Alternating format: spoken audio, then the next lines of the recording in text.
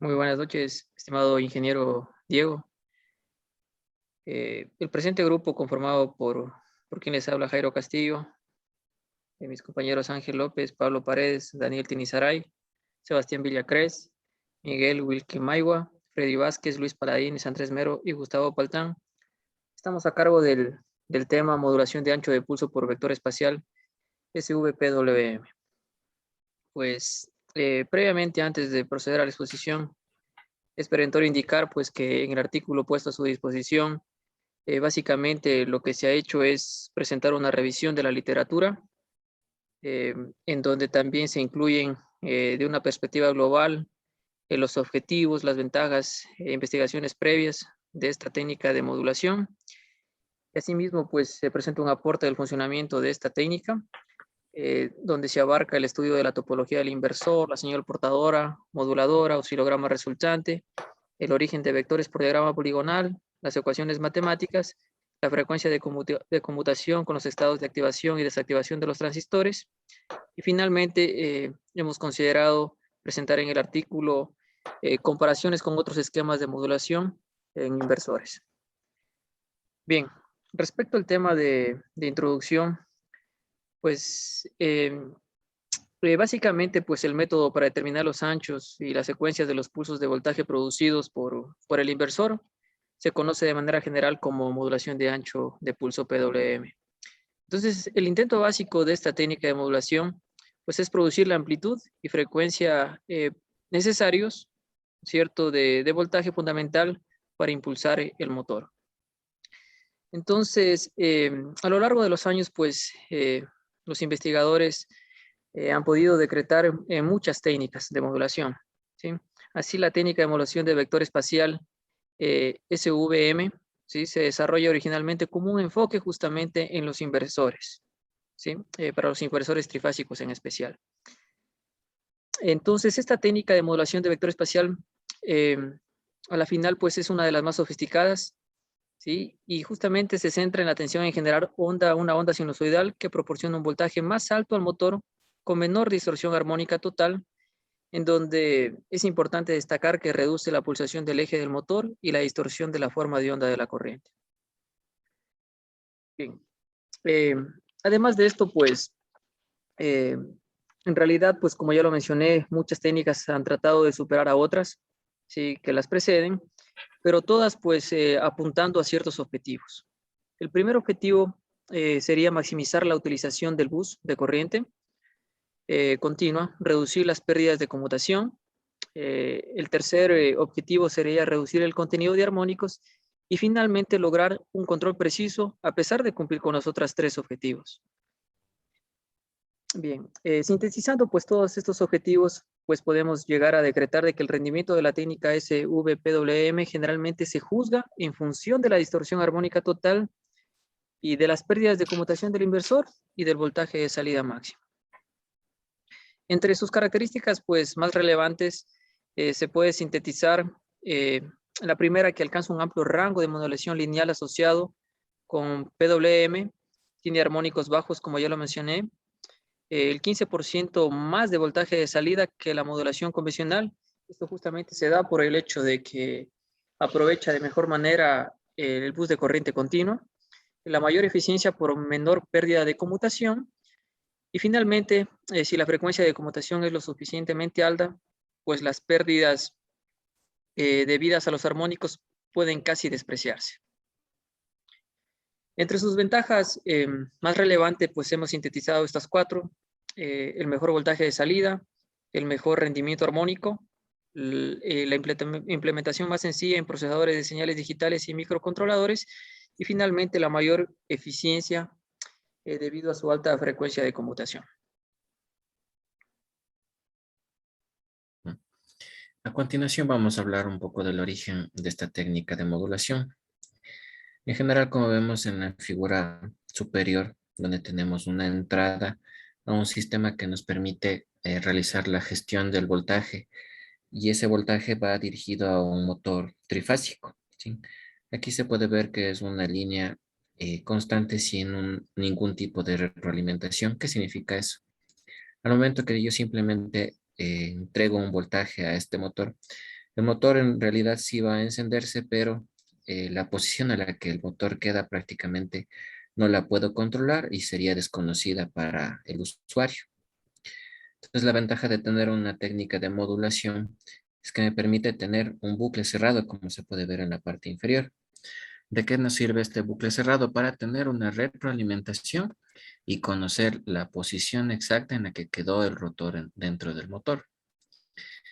¿Para qué se necesita esto? En especial para el control de todo lo que son los motores eléctricos en vehículos 100% eléctricos y en especial también en los vehículos híbridos, ¿no? Que nosotros necesitamos conocer cuál fue la posición final del rotor para nuevamente iniciar un nuevo accionamiento que sea comandado por el usuario.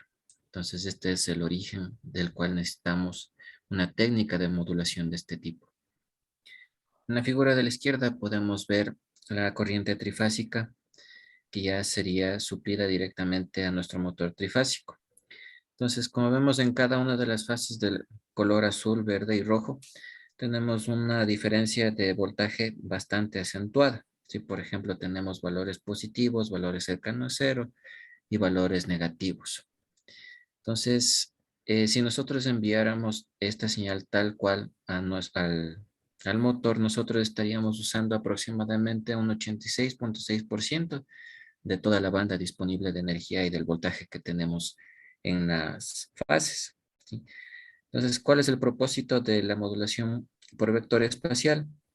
Es que nosotros vamos a aprovechar de mejor manera, manteniendo una amplitud constante dentro de las fases, ¿sí? Siguiente diapositiva, por favor. Aquí podemos ver ya cómo se equipara el, el mayor aprovechamiento de la banda de voltaje. Entonces aquí, por ejemplo, ya tenemos dentro desde la onda que está en azul y la onda que está en verde y rojo, vamos a procurar tener una amplitud constante, un diferencial de voltaje constante y aprovechando el, el 100% del potencial de la banda que tenemos de voltaje y de energía que va a propulsar nuestro motor. Entonces, una vez que ya logramos tener esta estabilización y esta suma de las cantidades de cada uno de los voltajes representados en vectores,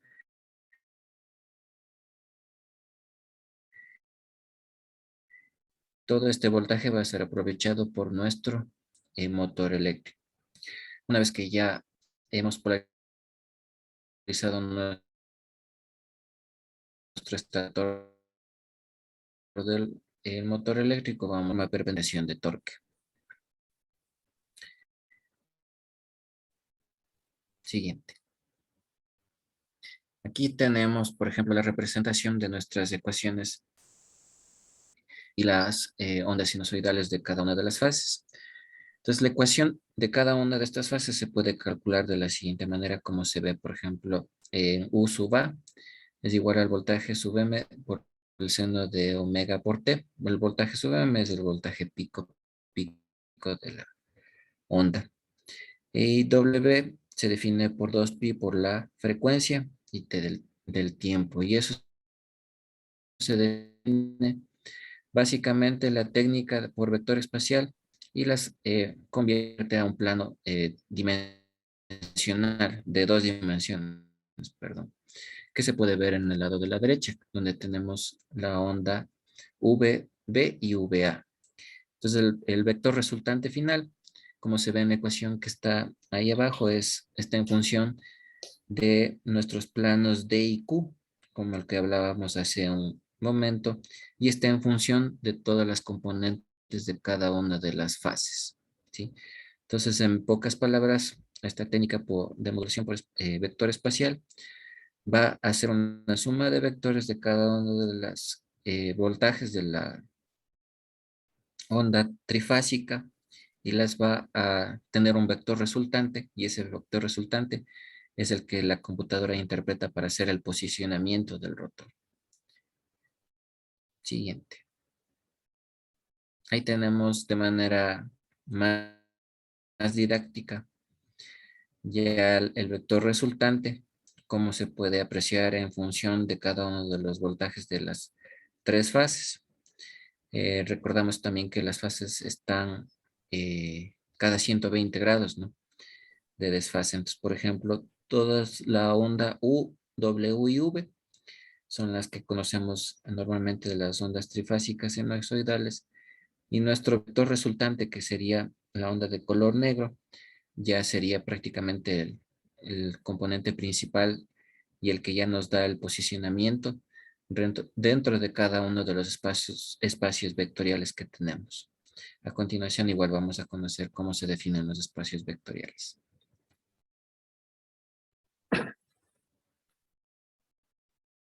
Bien, la topología para la técnica de vector espacial se basa en un circuito de medio puente, el cual está formado por dos elementos semiconductores en serie conectados a una fuente de corriente continua. En la unión de los dispositivos se puede tomar una salida que se conecta a una fase del sistema trifásico. A este circuito también se le denomina ramal. Siguiente.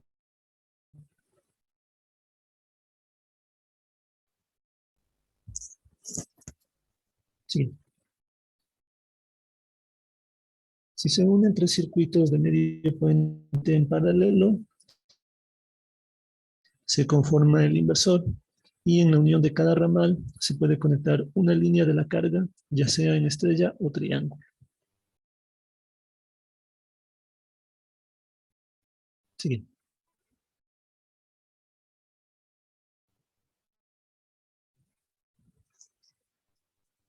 El estado de los semiconductores en cada ramal es complementario.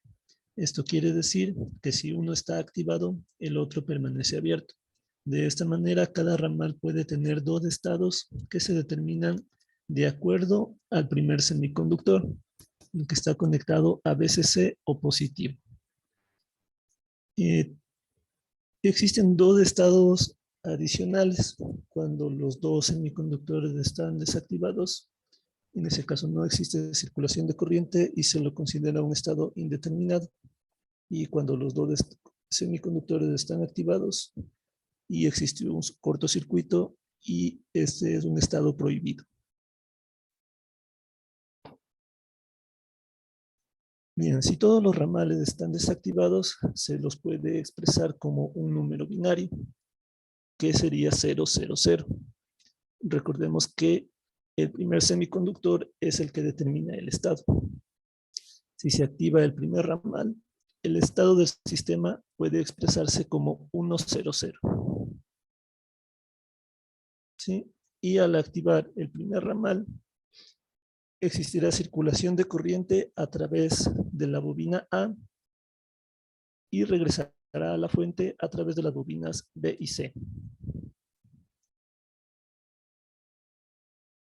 Existen un total de 8 combinaciones, de las cuales 6 son activas con circulación de corriente y 2 son inactivas.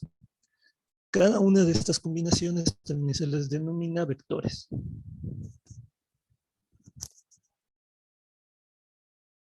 Bien, suponiendo un circuito en el cual la impedancia de cada bobina es igual, o sea que es simétrico, en la primera combinación 1, 0, 0, se forma un divisor de tensión con un par de bobinas en paralelo, por lo que su resistencia se reduce a la mitad y disminuye el voltaje. Resolviendo el sistema, se determina que en la primera bobina, o sea, la que está conectada sola hacia el BCC, existen 2/3 de la tensión total, mientras que en el par de bobinas que están en paralelo existirá solo 1/3 de este voltaje. Para comprender cómo se forma un vector, se utiliza un plano circular dividido en 6 partes iguales, y cuyo radio es el valor de BDC, o sea, el valor del voltaje de la fuente. Cada 120 grados se va a nombrar a un eje igual que a las bobinas que conforman la carga.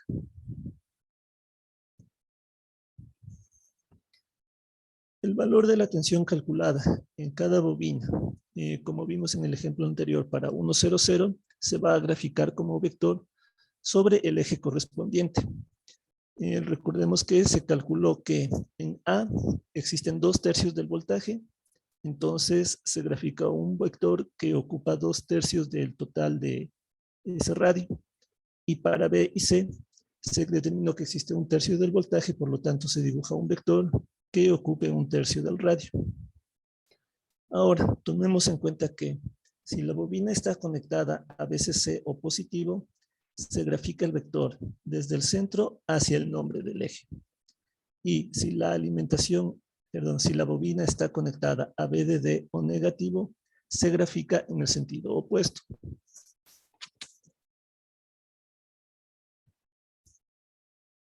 Realizando una suma de vectores se obtiene la magnitud, dirección y sentido del vector que corresponde a la combinación que se analizó.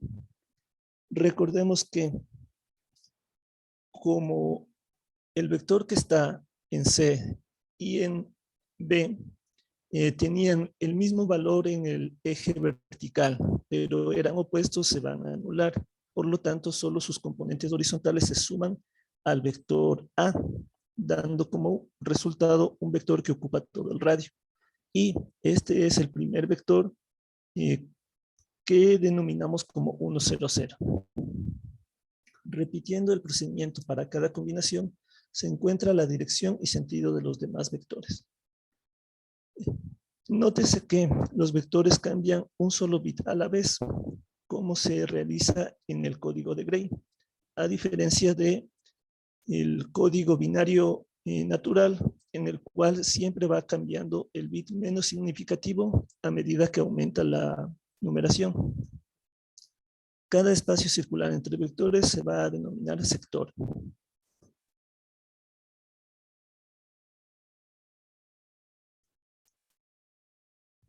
Bien, existen un total de 8 combinaciones. Para recorrer un vector se toma como punto de partida un vector inactivo. El 0, 0, 0, que como recordamos es un vector en el cual no va a existir circulación de corriente. Y luego se pasa a un vector con un solo bit activo, puede ser cualquiera de los tres. En este caso tomamos el bit más significativo o el bit que está más a la izquierda. Después se modifican un solo bit y ahora tenemos dos bits activos. Después 3 y el proceso se revierte. Al terminar de recorrer un sector, se puede pasar al siguiente en un orden específico. En la tabla podemos observar cómo deben recorrerse cada sector. Y tenemos que tomar en cuenta que los sectores deben recorrerse en ese orden. Cada vez que se recorre un sector, se lo realiza en el tiempo que corresponde a un periodo.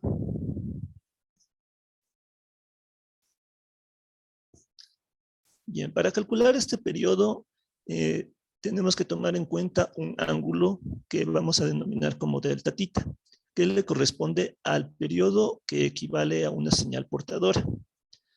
Recordemos que en la modulación, cuando se compara una senoidal, que es la moduladora, con una triangular, que es la portadora, esta última tendrá una frecuencia más elevada. Tomando como ejemplo una señal de 50 Hz y una portadora de 10 kHz, se tiene que la variación del ángulo que le corresponde a delta tita va a ser de 1.8 grados.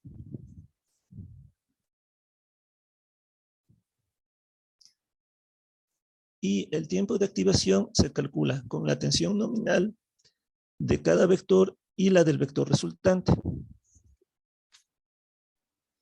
Entonces, el tiempo A va a ser el valor de activación del vector que esté más cercano a la parte real. El tiempo B, el valor de activación del vector más cercano a la parte imaginaria. Y el tiempo 0, que va a ser la diferencia de tiempos del total del periodo menos A y B, que se va a repartir entre el tiempo que pasa en el vector 0, 0 y el vector 1, 1, 1.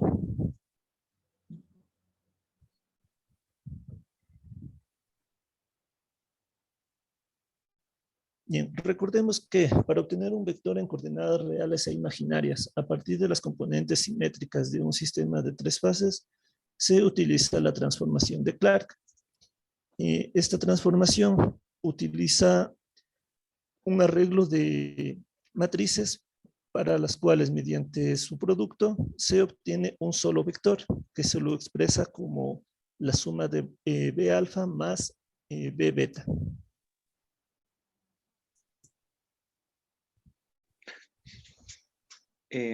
Para las metodologías que se han considerado en este documento, existen varias de las cuales se aplica el tema del control espacial por vectores. En este caso, nosotros hemos seleccionado la metodología FUSIM, que considera el tema del Space Vector Modulation para el tema de inversores en vehículos eléctricos.